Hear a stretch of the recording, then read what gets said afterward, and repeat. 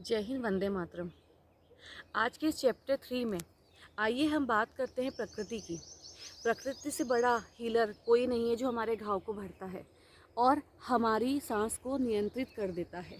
तो हम सबके घर पे आप जानते हैं छत है, जो बिल्डिंग में रहते हैं, मल्टी में रहते हैं, उनके सामने गार्डन होंगे, या फिर जो बंगलोज़ में रो हाउसेज़ में रहते हैं वहाँ पे उनके घर के सामने ज़रूर से गार्डन होंगे। या नहीं आपको गार्डन तक जाना है तो अपने घर के कल बाहर निकल तक पे पोर्च पे आ जाइए।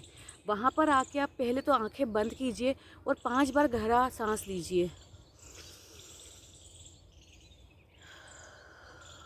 अपने आप को महसूस करिए, सब कुछ भूल जाइए। अभी इस वक्त आपको ना परिवार, ना बच्चे, ना पति, ना आपकी दिनचर्या के कोई कार्य के बारे में सोचना है। आपको केवल सोचना है अपने बारे में। वहाँ से 5वीं ब्रीथ होते होते आपको कुछ भी सोचना बंद कर देना है। केवल एक ओम आपके माइंड में होना चाहिए।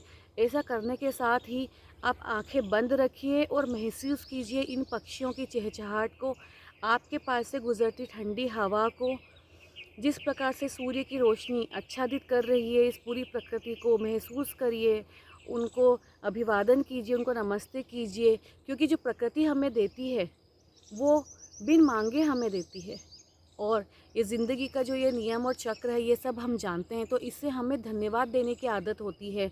हमें किसी का कर्ज उतारने की, हमें उसके प्रति अभिवादित रहकर उसे जब हम देने की भावना में आते हैं तो हमारा मन अपने आप ही शुद्ध पवित्र होता चला जाता है, हमारे दिल से भार हट जाता है और उसी के साथ हमारे जो ब्रीदिंग है वो नियंत्रित होने लगती है। और हमें ये भी पता चलता है कि हम कितनी छोटी छोटी बातों के लिए फालतू में ही परेशान हो रहे थे, कितना कुछ अच्छा है, कितना कुछ अच्छा दिया हुआ है प्रकृति ने हमें, और हम कितना कुछ आगे कर सकते हैं।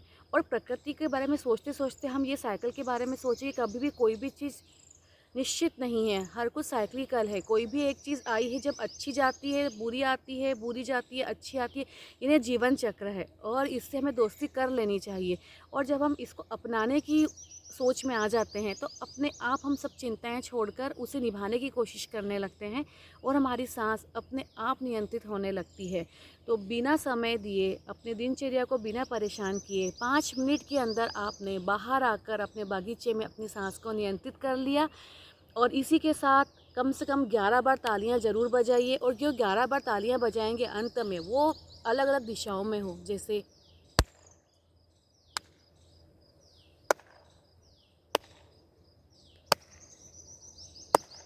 इस प्रकार से।